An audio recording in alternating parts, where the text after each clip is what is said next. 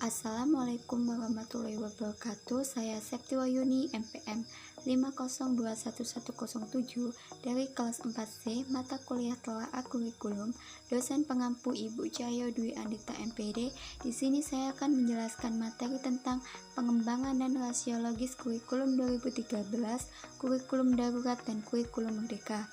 Yang pertama, dasar pengembangan kurikulum 2013, kurikulum darurat dan kurikulum merdeka. Yang kedua, rasiologis kurikulum 2013, kurikulum darurat dan kurikulum merdeka.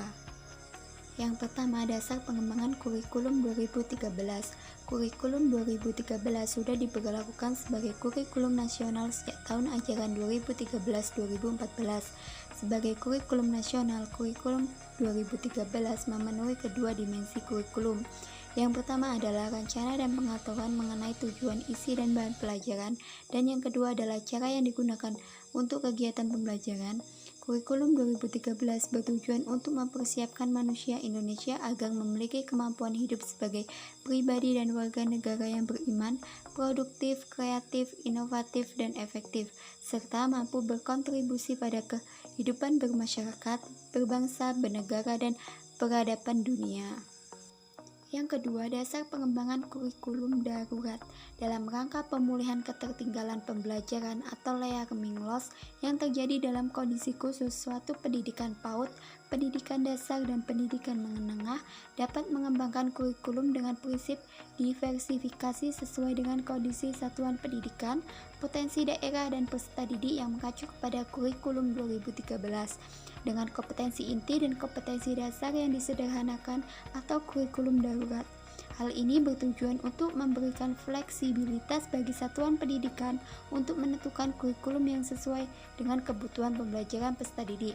Pelaksanaan kurikulum harus sesuai memperhatikan usia dan tahap perkembangan peserta didik pada PAUD dan capaian kompetensi pada kurikulum, kebermaknaan dan kebermanfaatan pembelajaran untuk pendidikan dasar dan pendidikan menengah, termasuk pada pendidikan khusus dan program pendidikan kesetaraan.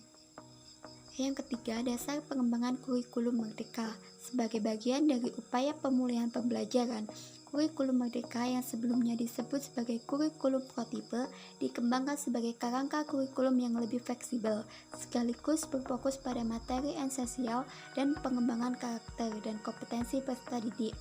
Karakteristik utama dari kurikulum yang mendukung pemulihan pembelajaran adalah yang pertama, pembelajaran berbasis proyek untuk pengembangan soft skill dan karakter sesuai profil pelajar Pancasila.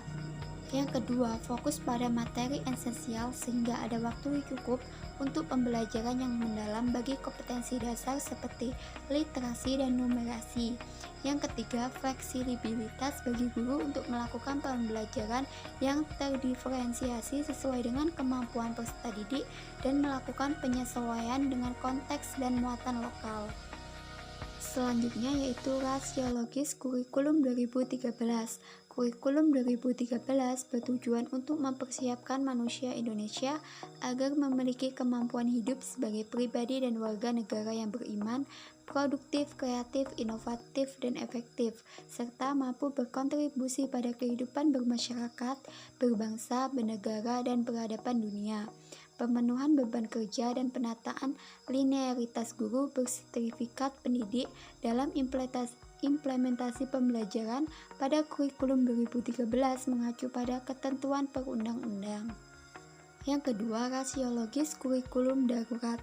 Pelaksanaan kurikulum pada kondisi khusus untuk memberikan fleksibilitas bagi satuan pendidikan untuk menentukan kurikulum yang sesuai dengan kebutuhan pembelajaran peserta didik, satuan pendidikan, dan kondisi khusus dalam pelaksanaan pembelajaran. Yang pertama, tetap mengacu pada kurikulum nasional. Yang kedua, menggunakan kurikulum darurat, atau yang ketiga, melaksanakan kurikulum secara mandiri. Yang ketiga yaitu rasiologis pengembangan kurikulum merdeka. Yang pertama, pembelajaran berbasis proyek untuk pengembangan soft skill dan karakter sesuai profil pelajar Pancasila. Yang kedua, fokus pada materi esensial sehingga ada waktu cukup untuk pembelajaran yang mendalam bagi kompetensi dasar seperti literasi dan numerasi. Yang ketiga, fleksibilitas bagi guru untuk melakukan pembelajaran yang terdiferensiasi sesuai dengan kemampuan peserta didik dan melakukan penyesuaian dengan konteks dan muatan lokal. Demikian materi yang dapat saya sampaikan. Apabila ada salah kata saya mohon maaf. Saya akhiri, wabillahi taufiq wal hidayah. Wassalamualaikum warahmatullahi wabarakatuh.